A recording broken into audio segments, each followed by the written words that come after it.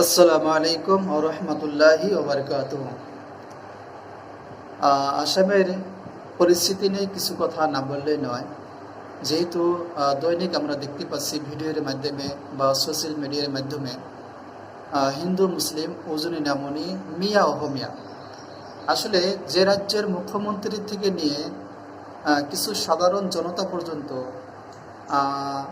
যত ধরনের negative language আছে সেই ল্যাঙ্গুয়েজগুলি ইউজ করে অনলি একটা জনগোষ্ঠীকে টার্গেট করে তুচ্ছতাচ্ছিল্য বা গালিগুলোজ করে যাচ্ছে। আসলে এটা কি ঠিক? প্রত্যেকটা সমাজের মধ্যেই ভুল বা অপরাধ আছে। কোনো একটা সমাজ চ্যালেঞ্জ করে বলতে পারবে না যে আমার সমাজের মধ্যে ভুল বা অপরাধ নাই, কিন্তু কম আর বেশি। যদি কোনো মুসলমান ভুল বা অপরাধ করে সাথে সাথে ন্যায় হয়ে যায়, আর আমরা এটাই চাই। এই তো কিছুদিন আগে গান গাইল, বিতর্ক হলো, তাকে 24 ঘন্টার ভিতরে অ্যারেস্ট করা হলো। আমরা মাননীয় মুখ্যমন্ত্রী মহোদয়কে থ্যাংক ইউ জানাই, ধন্যবাদ জানাই।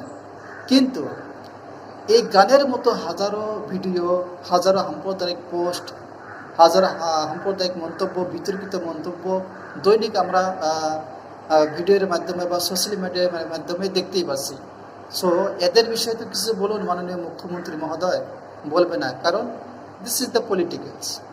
আসলে এই যে একটা পরিস্থিতি আসামে চলছে, তো এখন আমাদের করণীয় কি? যারা আমরা মিয়া মুসলমান আছি বা যারা সংখ্যালঘু আছি, আসলে আমাদের করণীয় কি? আমাদের করণীয় হচ্ছে যে ইন্নাল্লাহা মাআস সাবিরিন, ধৈর্য ধারণ করতে হবে।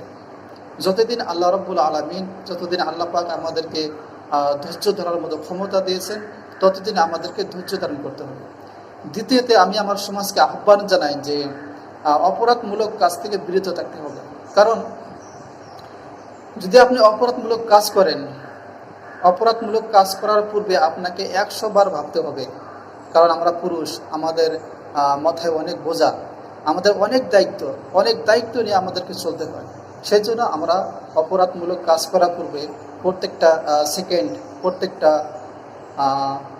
ঘন্টা, প্রত্যেকটা দিন রাত এগুলো আমাদেরকে মেনে চলতে হবে। যদি আপনি অপরাধমূলক কাজ করেন, কাজ করার পর হয় আপনি অ্যারেস্ট হবেন, না বা এনকাউন্টার হবেন, নতবা কোনো কারণবশত আপনার মৃত্যু হবে। এই যে এই তিনটা অপশন যে বললাম, এই তিনটা অপশনের ভিতরে যে কোনো একটা আপনি হবেন। তো হওয়ার পর যদি আপনি বিবাহিতা হন, তাহলে আপনার স্ত্রী, ছেলে, সন্তান এদেরকে কারা দেখবে? সমাজ দেখবে? কতদিন দেখবে? 1 দিন, 2 দিন, 3 দিন, 10 দিন, 20 দিন, ধরে নিলাম 1 মাস দেখবে। বাকি 11 মাস কে দেখবে? এই যে 11 মাস তারা যে দুঃখে কষ্টে মানুষ হবে, আপনার ছেলে সন্তানরা বড় হয়ে সেম আপনার মতোই অপরাধ করার চেষ্টা করবে। এই দ্বিতীয়ত কথা হচ্ছে যে আপনার অপরাধমূলক কাজ করার পর আপনার ছেলে সন্তানরা যে কষ্টে লালন পালন হলো, বা আপনার স্ত্রী, এই যে আপনার ফ্যামিলিটা পুরো কষ্টে জীবনযাপন করলো, এর হিসাব অবশ্যই আপনাকে কিয়ামতের দিন দিতে হবে। তারপর যদি আপনি অপরাধমূলক কাজ করেন, অপরাধমূলক কাজ করার পর যদি আপনি বিবাহিতা না হন, তাহলে আপনার বাবা মা, ভাই বোন, আত্মীয় স্বজন সারাটা জীবন এই সমাজের কাছে মাথা নিচু করে চলতে হবে।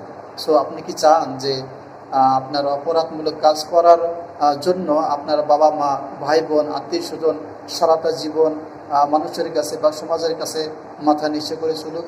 আপনি অবশ্যই চাবেন না। যদি না চান, তাহলে অবশ্যই আপনাকে অপরাধমূলক কাজ থেকে বিরত থাকতে হবে। যাই হোক, আজকের ভিডিও এতটুকুই। ভিডিওটা দ্রুত গতি শেয়ার করে দেন।